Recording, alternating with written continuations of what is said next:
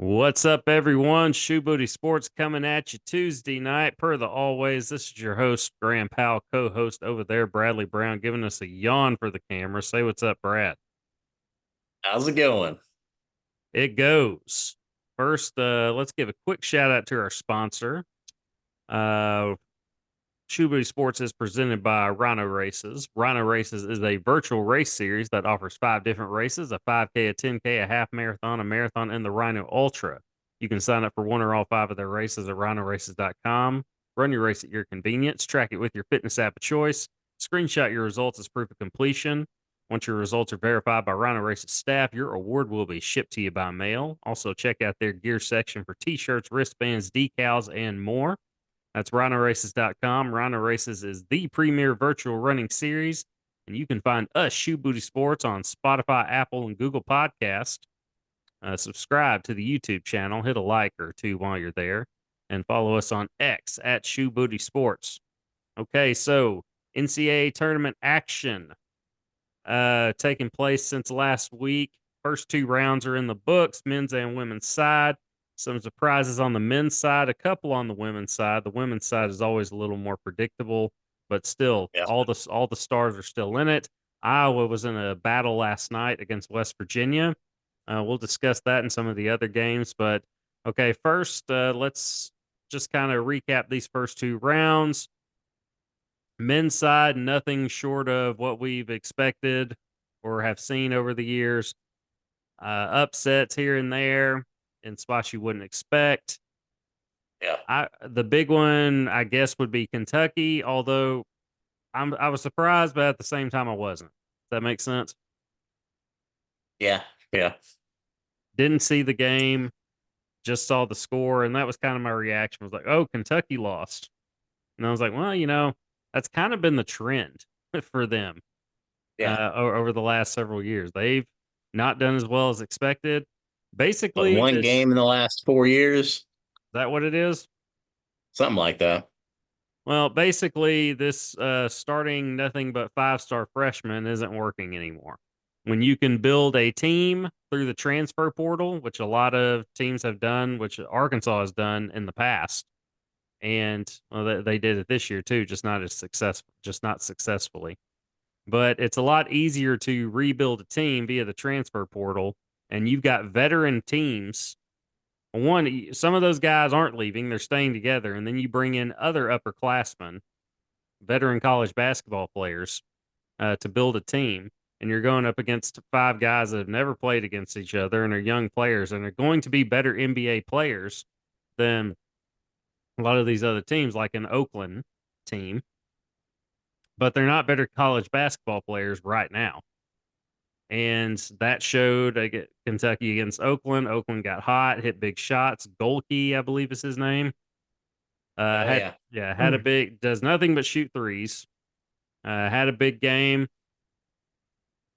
and Oakland came away with it. Came away with the win, the upset, and moved on. Played NC State very close, but what took them to overtime? But NC State pulled it out, and yeah, the Wolfpacker in the Sweet 16. I'm a little disappointed I didn't pick them in the Sweet 16 just because they were hot coming into the tournament, winning the ACC tournament. But I mean, it's a coin flip with these things. You never really know. I mean, it took overtime to beat Oakland, and Oakland, I believe, had the last possession of regulation, Yeah, and they had a shot. yeah, called timeout and had just a terrible play coming out of the timeout. I was like, I don't know what the play was, but that couldn't have been it. That was terrible execution.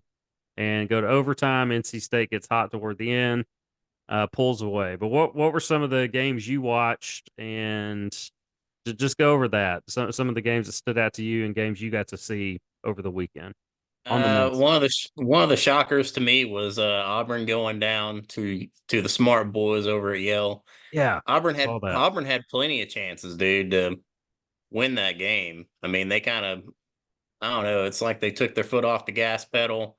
They got off to an early lead, more than 10 points, I believe. And at the end, man, I think on the last possession, they had 3 or 4 opportunities to tie it or win the game. And yeah, none of it happened. So, I did very not see surprised to that see one. Auburn. Yeah. Yeah, very surprised to see Auburn go down. Um, I'm kind of surprised at Grand Canyon University. I didn't even think that was a real school. I Yeah. thought it was It's an like online school. it was like one you'd Um, make up or something. Yeah, exactly. It's like an online school, you would think. yeah, and they beat St. Mary's, so that was yeah, that was quite a shocker to me. And Clemson making it all the way to the Sweet 16. I didn't see that coming by no means. So They had a good year though, and then they kind of, especially early, and then they just kind of faltered toward the end. So I'm not that shocked that they're in the Sweet 16. Uh, I don't know. I don't think we picked them on the show to get there, did we? Can't remember no, from last week. we Yeah, we but picked them to lose first round. So did that was one did of our we? upsets. Yeah, it Okay, was one all of our right. upsets. So We'll yeah, not a good pick there, but it was a good pick. James Madison over Wisconsin, though, right? yeah, that was a good pick. Yeah, So I um, told you I was like I had seen these guys play. I knew they could play.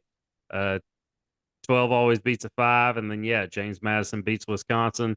They did get absolutely curb stomped in the second round against Duke, but I mean, you're going up against the premier college basketball program today. So, not surprised. I would have liked to have seen them compete better than that, but there have been some really good games. There have been some blowouts. All the surprises come early. Here's kind of the trend, though, with the NCAA tournament. Now, you do get some surprises like last year. You got FAU in the Final Four. You got San Diego State in the national championship game. But who ended up winning? It's a blue blood, UConn. UConn taking care of business. Houston's still in it. Just a Duke's still in it. North Carolina. I mean, you got the superpower teams still in it, and those are probably the type of teams you're going to see in the Final Four at for sure. I would expect UConn to get there. Of course, we picked them to win it all. They are the heavy favorite. Purdue, as much as I've talked about Purdue has looked really good in these first two rounds. yes, they have. Looking very strong. Really, I would say if a team is going to challenge UConn, I'd have to say it'd probably be Purdue. That might be the bet team that matches up with them the best, maybe. I don't know, Uh, man. Gonzaga's been on fire too, so we'll get to see that matchup on what, Thursday, Friday. who do they play? Yeah, Is it Purdue or yeah, Purdue okay? and Gonzaga. So and Gonzaga thumped Kansas. Yes, they did. See, I missed these big upset games. I just saw it, the final score. I saw the Auburn loss, and my reaction was, "Oh, Auburn, the SEC tournament champions, lose in the SEC opening tournament round," champs. and then Yeah. I laughed just because I found it. Not that I'm an Auburn hater, I just found that comical. Um, but yeah, Purdue. Of course, we did pick Purdue to get to the Sweet 16, Yes. but we predicted them or picked them to lose to Kansas. Yeah. But Gonzaga is full. They are certainly capable. So we'll see what happens. But yeah, Purdue has looked strong these first two rounds. They were competitive early in the first round, and then they separated themselves, and then just looked really good in round two.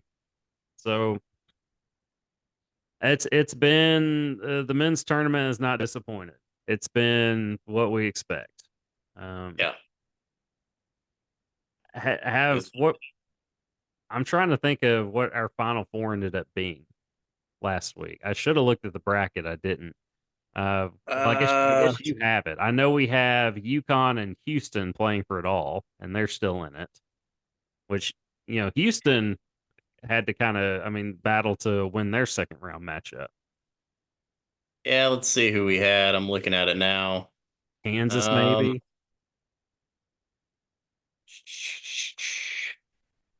we had UConn, Arizona, Houston, and Tennessee. I mean, those teams are still in it, though. Did we have Tennessee? I might be looking at the wrong bracket. No, I think we So had Tennessee. Yeah, I believe we I had made Tennessee. so many of them, and yeah, I made two each. Uh, I don't know about this one or the one that we made here on the show, but my women's bracket, the first one I made, I've got all but three picks correct. I had three picks that were incorrect. The rest all correct. Middle Tennessee being one of those. That Yeah, I the didn't one pick. the yeah, the one bracket I filled out on the women's side is 98.2% correct. Yeah, I'm in the 99 percentile, 99.7, I believe is what it said. Although even if you get like three picks wrong, though, I don't see how that adds up. So I was like, am I reading this correctly? I don't even know how to really Yeah. read those percentages Yeah. because It doesn't make sense to me either. I'm still in like 9,500th place, and I've got all but three picks correct. So I don't understand it, but 98.2, I'm at 65,000. So there you go. All right, so yeah. I don't know how it works or if that is even correct, but yeah, I got all but three right. So, like I said, women's side easier to predict because there's less parity on the women's side. There's more now than there was, a lot more now than there was, 10, 20 years ago. But it's still pretty. The big dogs or teams with stars are going to more than likely going to succeed. Although the Iowa women, I mean, they were in a battle last night. I watched that game. I had recorded it. I watched I it too, Is that the actually. first time So you watched the Iowa women play? the second time I watched them play on Sunday Okay, or so Saturday. opening round game, yeah, Saturday, the 2 p.m. game. Watched that as well. Uh, who was it they played? I can't even recall at I this point. couldn't tell you. Yeah, but they took care of business. They were rusty early. What's your assessment of Caitlin Clark though in two games that you've seen her play? She's pretty good. I mean, I've seen her swishing it, from the 3 point, seen her taking it and getting the and ones at the rim. I mean, she's pretty neat to watch. Seen her yell some profanity to the crowd the other night, so that was fun. Nice, energetic. But She likes to get the crowd involved. yeah, She's a very she I'm trying to think of the word. Just she's intense. She's an intense player. She's very competitive. Um, her passing, is I say every time I watch, I do this with Caitlin Clark and I do it with Kyrie and Steph. I say wow every game I see them play. They do something that wows me. And it's either, Caitlin Clark shooting that step back, three from the left side or the top of the key with the hand in her face, doesn't matter. And her passing ability. Her passing is as good as it gets. She's such a great shooter that people don't even talk about her passing. It's impeccable. But she does make mistake, and honestly, these two games she's had off night shooting, and really, yeah. and some of her passing has been forced and just ill advised. I mean, she'll do things that make you scratch your head too, but she's a young, she's also a young player, and she tries to make a play, and sometimes that leads to turnovers. More times than not, she's going to make a play though. So she really hasn't had her best games in these two tournament games, but that's the thing though, having an off night last night and she scored 32 points. So, I mean that's an off night for Caitlin Clark. So, uh she's the best I've ever seen on the women's side. But there are plenty of other stars showing out in the women's tournament. Paige Beckers looks to be close to where she was prior to the torn ACL a year ago.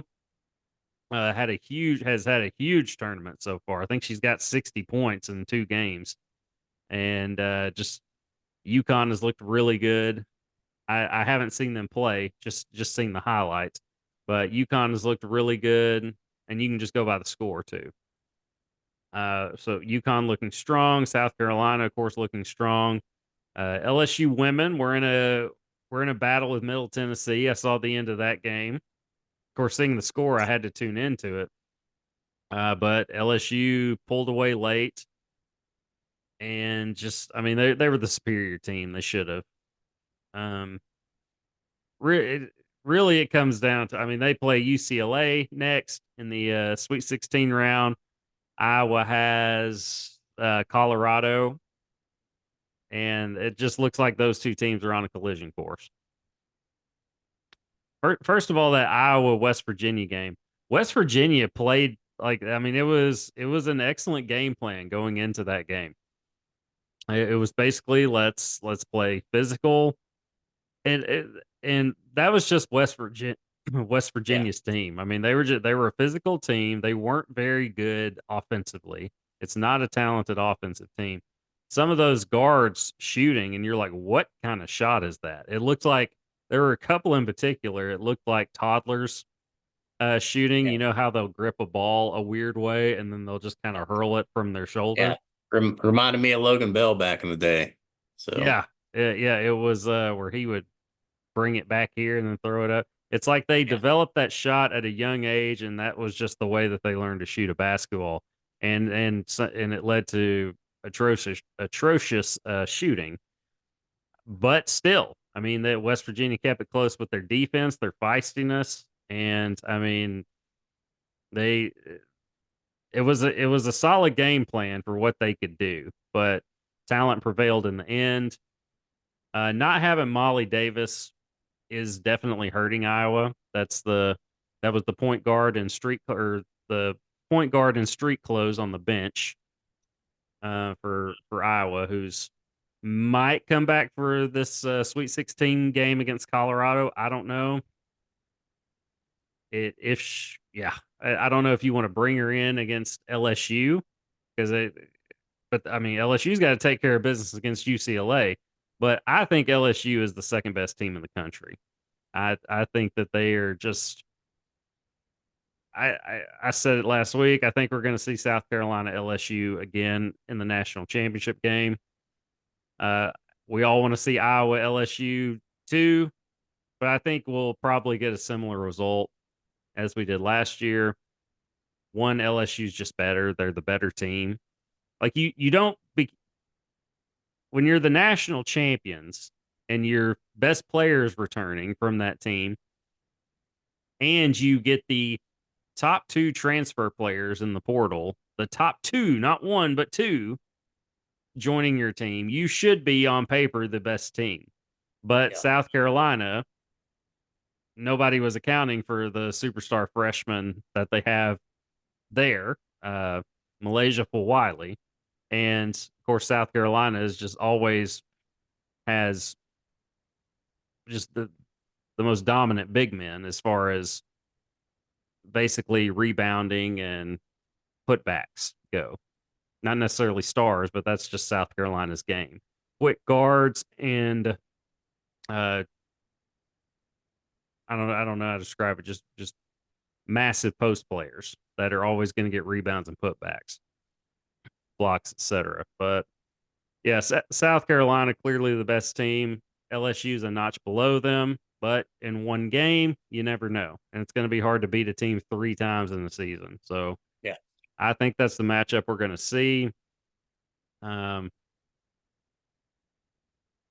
I'd say it's the matchup I want to see, but I'd rather see. I mean, I want to see Iowa and LSU and see how that goes. But I would pick LSU. I mean, I would pick LSU that game. Yeah. We did pick LSU. So We did. I mean, because that's what makes sense. I mean, LSU's better, and Iowa's not 100%. They're losing they've lost a key player to that team, and like I said 20 times already, LSU's they're just the better team, top to bottom.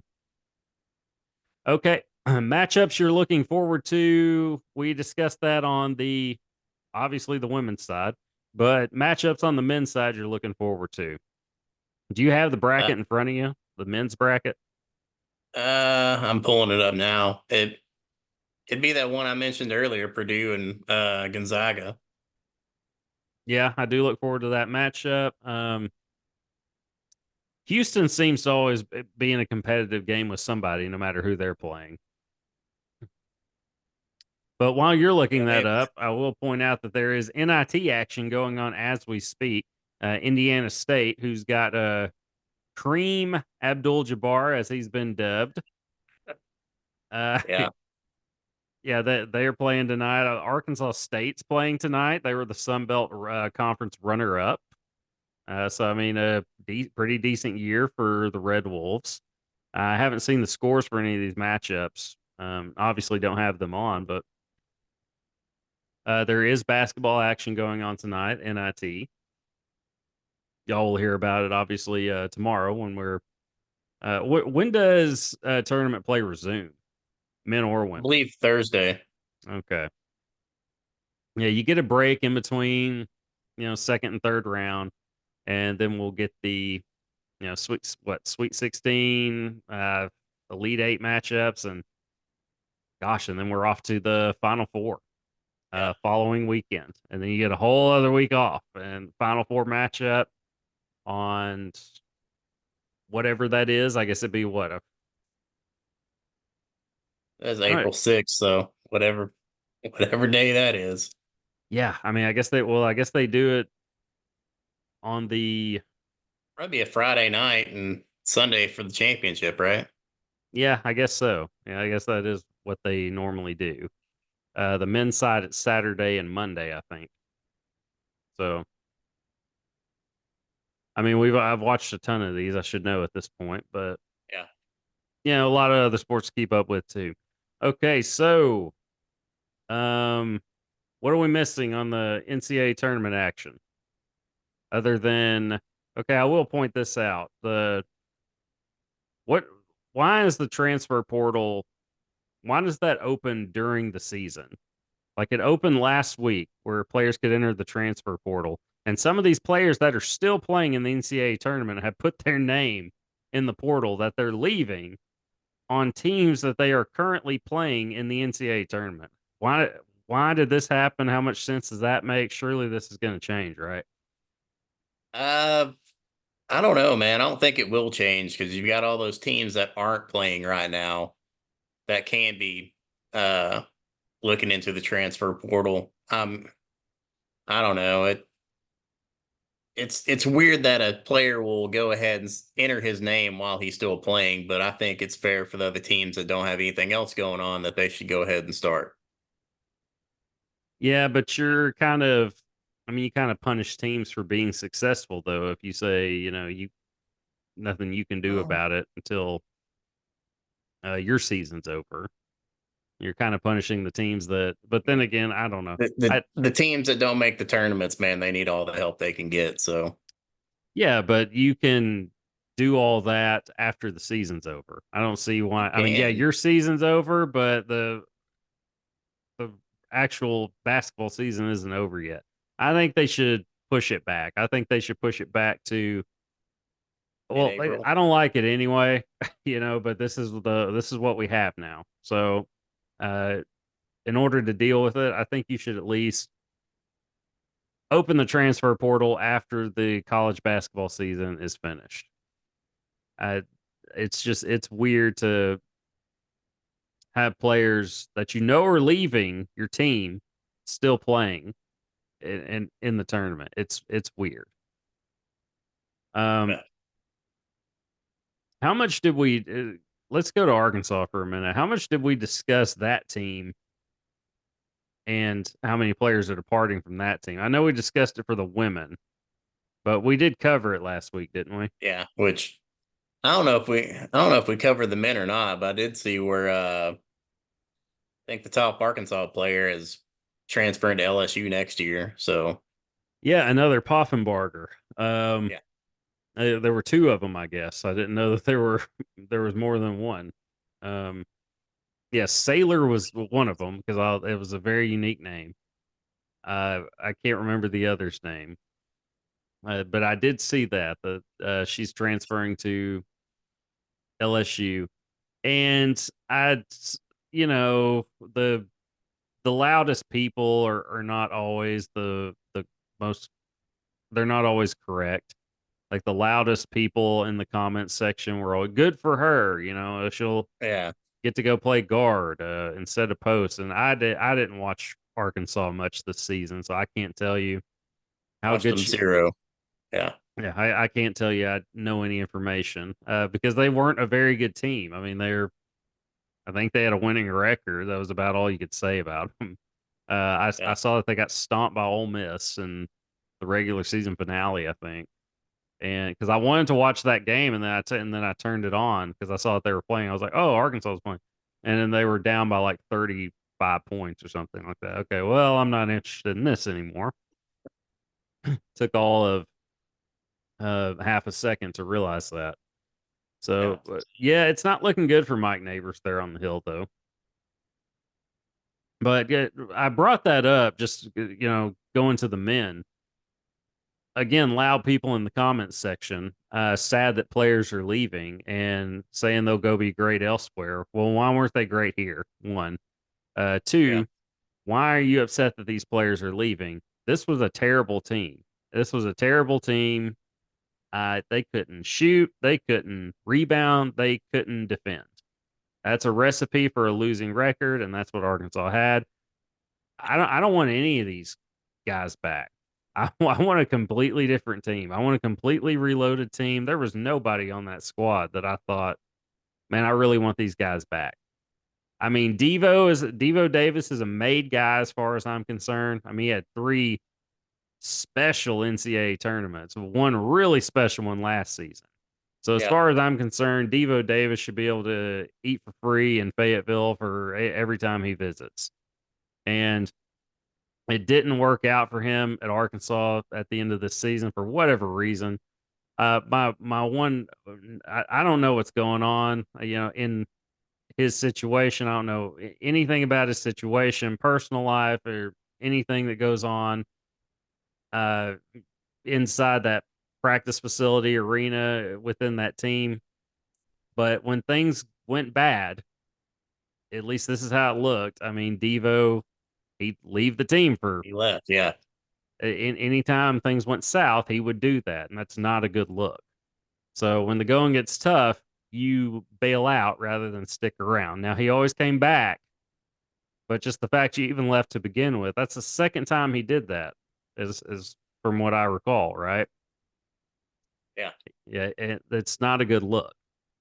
But it clearly didn't work out for him here at the end of his time in Fayetteville, but I like everything he's said since then, talking about transferring. Like I said, I mean, the dude's a made guy as far as I'm concerned. Jacksonville guy, so I mean, close to home for me. So naturally, I'm going to root for the kid. I Or if mean, they're gonna take down his billboard in pro- Jacksonville. probably not, man. I mean, and they might alter it, but then again, I mean, the guy won a state championship for Jacksonville High School. Had a legendary tournament run for 3 seasons for the Arkansas Razorbacks. I mean, he was really good in the tournament as a freshman. Now, in the regular season, he would do something every game, 2 or 3 times a game, that would make you shake your head and wonder what the hell he was thinking. But then he Yeah. would do things that were remarkable, especially in the clutch. He was a really clutch player. Devo Davis and Ricky Council the fourth won that game against Kansas last season. And it started with Devo. Without Devo, the Hogs don't win that game and move on to the Sweet 16. I mean, that was a special, special performance. That's the most enjoyable basketball game, excited I've been in a basketball game that I can remember in the last 20 years, probably. I mean, it was a special, special performance. I don't know where he goes, where he wants to go. He'll have options, but Uh, I mean, this will be his 5th year in the league now. I mean, how long can these guys stay in school now? Can they? They're like staying as long as doctors are. It's weird. yeah, I don't know. It's like they're given like 2 or 3 COVID years or something. Yeah, like another Jacksonville guy, Tyree Appleby, who ended up who was at Florida for a while. Jacksonville kid. I covered him my last year as a reporter. I covered him as a freshman in high school. They moved him up to the high school team because they knew what kind of player he was going to be. And he I think last year it was he was still playing. I think he played basketball last season. It had to be like his 7th season playing college basketball. At least that's what it felt like. Like I don't know. I was like, how are these guys still in school? It's weird. I mean, you shouldn't. I don't think you get 2-3 extra years for COVID. It was my understanding you just get one. Yeah. I don't know, weird stuff. But anyway, point being, Hog fans should be grateful that the team is. We're getting a just completely different team. You don't want this team coming back. I want to watch Razorback basketball and enjoy it. Yeah. So give me a new squad, completely new squad, and we'll go from there. So woo pig on that. Speaking of the Hogs, baseball team still number 1 in the rankings. Got a series win over Auburn. Yeah. Over the weekend? I think they dropped the last game of the series, but Yeah. Took care of business today against Little Rock. So what was the score of that one? last time I seen it was like 5-0 or something. So Okay. Central Arkansas baseball has some. They have some good teams. I mean, these smaller programs here in the state are still really good teams. We touched upon UCA beating the Hogs last year. Arkansas beat them in a close one this year. I like that the Razorbacks are playing those teams like in baseball. I do enjoy that. When is like Arkansas is the football is still playing Arkansas State, right? Aren't they starting that next season? I want to say so, man. I think I've seen that somewhere. Yeah, But I think they're opening at War Memorial, Arkansas and Arkansas State in 25. I could be yeah. wrong on that, but because I mean, people complain about not being able to sell out War Memorial. That will be a sellout, 100%. Yeah. Whether Arkansas is good or not, that's going to be a sellout game, and one the entire state will be interested in, myself included. If Arkansas State wins that, they are going to. Oh, it's gonna be record fights breaking out. Probably either way, but yeah, that's gonna be bad news if the Hogs ever lose Well, that one. well, here's the thing: Arkansas State will win. They will win some games. Yeah, at some point they will. Yeah, But and and it's they'll yeah, Hogs will never hear the end of it. exactly like It's Arkansas a will lose. win. Arkansas will win most of them. Yeah. They will, but Arkansas State will win some games, and it's going to be very loud. It's going to be very loud on their end, and I understand. I get it. Um, Hogs won't play you, and they finally will. And if you beat them, I mean, they're going to let them know it. I get it. Makes sense. Yeah. Um, don't know that I don't know. We'll cover They're that when it they're just happens. upset they gotta live in Jonesboro. I, shout out to the PAL crew in Jonesboro and the PAL crew and the Dudleys and all my family on the dad's side. Um, I like Jonesboro, but I get what you're saying. It's not a pleasant drive. It's one of the worst drives you'll ever take in your life. Nothing but fields, and it's boring. I Yeah. will say this: Jonesboro is trying. Like they are trying. Like they're building. They built a fun little town, like on in some area that isn't pretty and shouldn't be a very fun area to go. Like, hey, let's go hang out here. Um, but they're trying. I'll say that. I've I've had good experiences every time I've gone. I'll I say haven't that. been in 20 years, so once was enough. All right. All right. So here's some love to Jonesboro, Arkansas on this show. Um, okay, well let's wrap things up. Let's talk about Shohei Ohtani a little bit. All right, and the interpreter getting into trouble. I don't know all the details behind it. I know Shohei has come out and said he didn't have anything to do with this. He didn't know about it. He's never bet on sports. Surely he's not stupid enough to bet on sports. We all know I the hope Pete Rose not. history. Yeah, I don't know if he would. Surely he would. You're going to hear about that. yeah, But it's a weird ordeal. I mean, his interpreter, one, has the best job you could ever have in your life. You get paid a ton of money to just hang out with the Dodgers and interpret what is said to Shohei and his response. It's the easiest, best job in the world, and you're friends with the guy on top of that. So it's not like you're hanging yeah, out with a dude you don't like. And he's found a way to screw that up. So that's kind of impressive if you think about it. yeah. I'm not really believing that he had no clue about it though. I mean, you're with the guy 24/7. You'd think he would have picked up on something. Yeah, and he kind of alluded to that he knew some kind of discussion was going on. He couldn't understand them, but he could tell. Like that's the thing. He has an interpreter for a reason. He doesn't understand English very well. So I can see him maybe not knowing certain things, but then again, you probably should. You probably shouldn't be duped to that degree. I don't know. More stuff about it's going to come out, and we'll touch up on it as it comes. But other big news, we don't have enough time for golf updates with Brad, but Happy Gilmore 2 is apparently in the works. Thoughts on that? Yeah.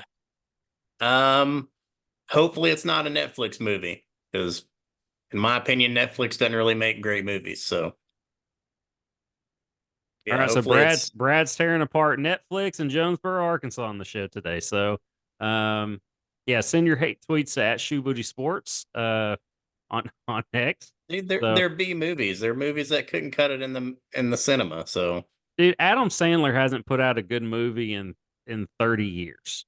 So you seen Uncut Gems, which is I know it's a Netflix movie, but that one was actually good. I haven't seen it to be fair. Watch it. I did like Happy Gilmore. I did really like Happy Gilmore, so I will watch Happy Gilmore too. Hopefully, Shooter's in it. I mean, I don't see how you can have Oh, the movie yeah, without him. he's definitely in it. Yeah. Okay, so uh, yeah, I'll check it out whenever that may be. Hopefully, it's good. I'll say that. Um, or just close to it. And we'll end the show with congratulating, okay, the Barkley Marathons. This is kind of my thing. A little bit of running here. The Barkley Marathons, the world's toughest ultra marathon trail race, as far as I know. And they had a record 5 finishers this year, when in most years there's no finishers at all. And the first female to ever finish the Barkley Marathons, Jasmine Paris from the UK, came in. Uh, just below the 60-hour time limit. She had 99 seconds to spare. So becoming the Dang. first female finisher of the Barkley Marathon. So huge accomplishment for women runners everywhere. So big congrats to her. And with that, we're going to get out of here. See y'all next week. This is Graham Powell. Brother Brown. Deuces, y'all. March Madness resumes. Oh yeah.